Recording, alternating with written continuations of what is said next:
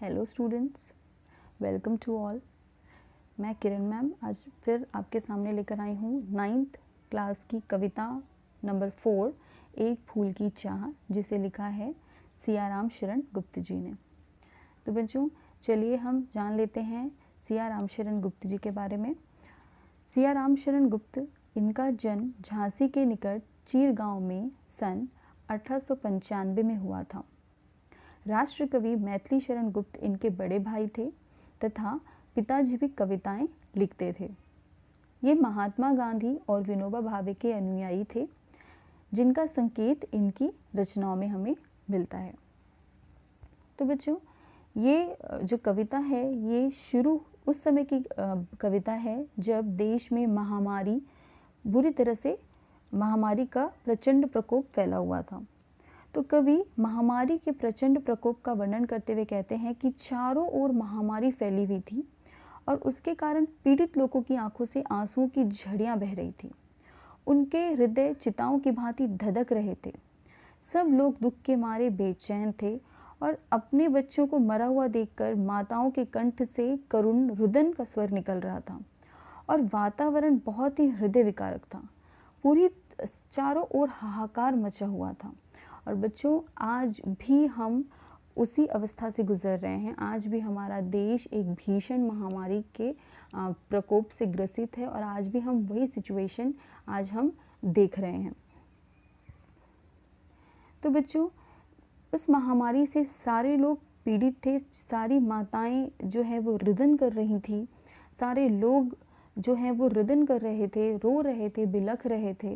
और इसी बीच हम देखते हैं और भारी संख्या में लोग जो है वो मृत्यु को प्राप्त हो रहे थे, भारी संख्या में लोग मर रहे थे। और आज भी हम देख रहे हैं हमारे देश की अवस्था कुछ उसी तरीके से उसी तरह है, लाखों लोग जो है वो मृत हो रहे हैं।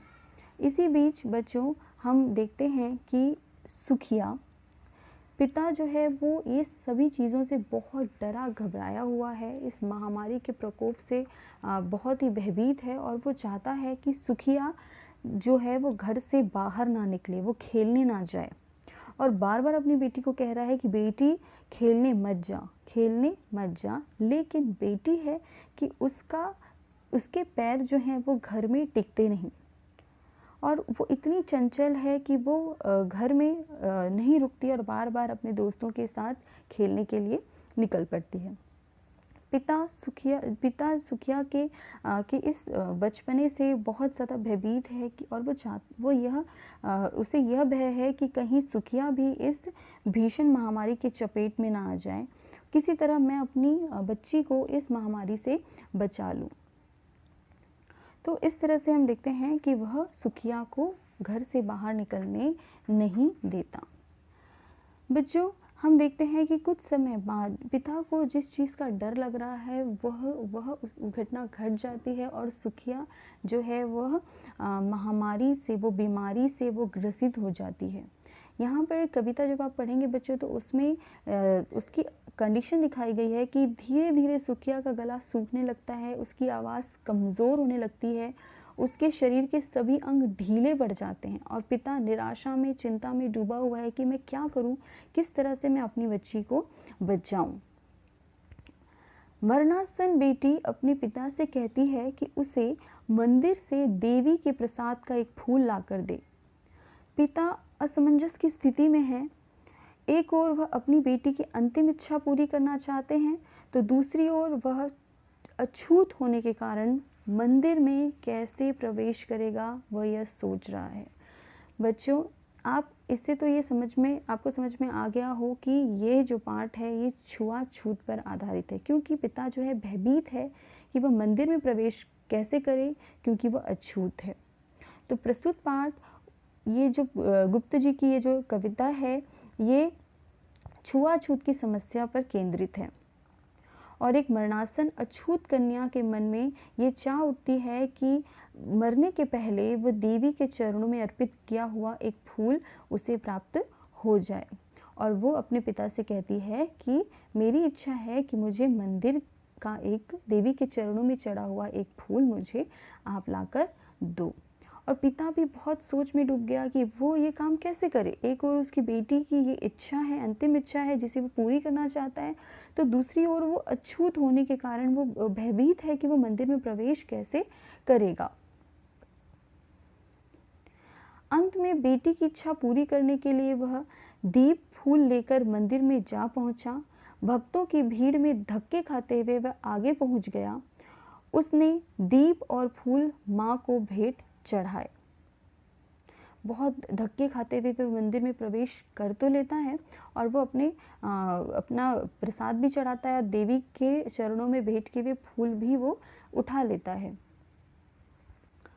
आगे हम देखते हैं बच्चों की पुष्प फूल पाकर वो इतना प्रसन्न हो जाता है, वो इतना भाव विभोर हो जाता है कि पुजारी के हाथों जब पुजारी उसे प्रसाद देने लगता है तो वो प्रसाद लिए बिना वो प्रसाद लेना भूल जाता है और वो मंदिर से बाहर निकलने लगता है। इतने में वहाँ पे उपस्थित लोग उसे पहचान लेते हैं कि ये तो वही अछूत है और ये मंदिर में प्रवेश इसने कैसे कर लिया, और लोग उसे पकड़ लेते हैं और उसे बहुत मारते हैं। यहाँ पर बच्चों बताया गया है कि यहाँ पे लोग उसे बुरी बुरी बातें भी कहते हैं कि अच्छे अच्छे कपड़े पहन लेने से कोई इंसान जो इंसान अछूत है तो वो इंसान अपनी जात नहीं बदल देता। इस तरह से यहाँ पर उसे बहुत बुरी बुरी बातें कही जाती हैं। साथ ही साथ वो भी अपना पक्ष रखता है, वो भी उनसे अपनी बातें अपना पक्ष उनके सामने रखता है, लेकिन लोग उसकी नहीं सुनते और उसका मार कर उसका बुरा हाल कर देते हैं। इतना ही नहीं, उसे 7 दिनों के लिए जेल में डाल दिया जाता है। इस मारपीट के दौरान उसके हाथ से देवी का फूल गिर पड़ता है जिसे वो बेटी को देने के लिए जा रहा था। लोगों का आरोप ये था कि मंदिर में प्रवेश करके इस अछूत ने देवस्थान की पवित्रता को कलुषित कर दिया है और अंत में वो लोग उसे न्यायालय लेकर जाते हैं और वहाँ उसे कारावास की सज़ा मिल जाती है। कारावास का दंड भोगकर जब 7 दिन बाद वह वापस आता है तो उसे लगता है कि अरे मेरी बेटी, वो बेटी जो मैं घर जब वापस जाता था तो मेरी बेटी दौड़कर मुझे आकर पकड़ लेती थी, वो बच्ची आज आई क्यों नहीं। हो सकता है कि वो खेल में इतनी व्यस्त हो कि वो भूल गई हो। और ये कहकर डरे सहमे कदमों से वह घर की ओर आगे बढ़ता है। तब उसे पता चलता है कि उसकी बेटी की मृत्यु हो चुकी है। वह अपनी बेटी को जीवित न पाकर दौड़ता हुआ शमशान की ओर जाता है, जहां उसे केवल राख की ढेरी प्राप्त होती है। उसकी बेटी की जले हुए राखों की ढेरी उसे मिलती है। अभागे पिता को इस बात का दुख सताता रहा कि न तो वह मरणासन बेटी की इच्छा पूरी कर सका और न ही उसे अंतिम बार अपनी गोद में ले सका। तो बच्चों, इस कविता में समाज में व्याप्त छुआछूती कुरीतियों की ओर संकेत किया गया है। ऊंची जाति के व कुल के लोग जो है वो निम्न जाति व कुल के लोगों को हीन दृष्टि से देखते हैं। उनका शोषण किया जाता है, उन्हें चुना पाप समझा जाता है। कविता में सुखिया के पिता को उच्च जाति के लोग पीटते हैं। क्यों? क्योंकि वो अछूत है और उसे देवी माँ के मंदिर में घुसकर उसकी शुचिका को नष्ट की है। तो छुआछूत के कारण उसे अदालत ले जाया जाता है, उसे सज़ा दी जाती है। हमारी दृष्टि में ऐसा करना सरासर गलत है, क्योंकि ईश्वर ने ही हम सबको बनाया है और उसके लिए सभी व्यक्ति समान हैं।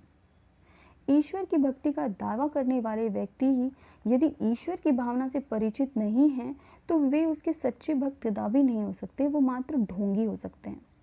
तो सब प्राणियों को ईश्वर की रचना मानकर सभी से समान रूप से प्रेम करना, यही इस कविता का संदेश है। तो आई होप बच्चों आपको ये कविता अच्छे से समझ में आ गई हो। नेक्स्ट वीडियो के साथ मैं फिर हाजिर होंगी, तब तक के लिए टेक केयर, थैंक यू।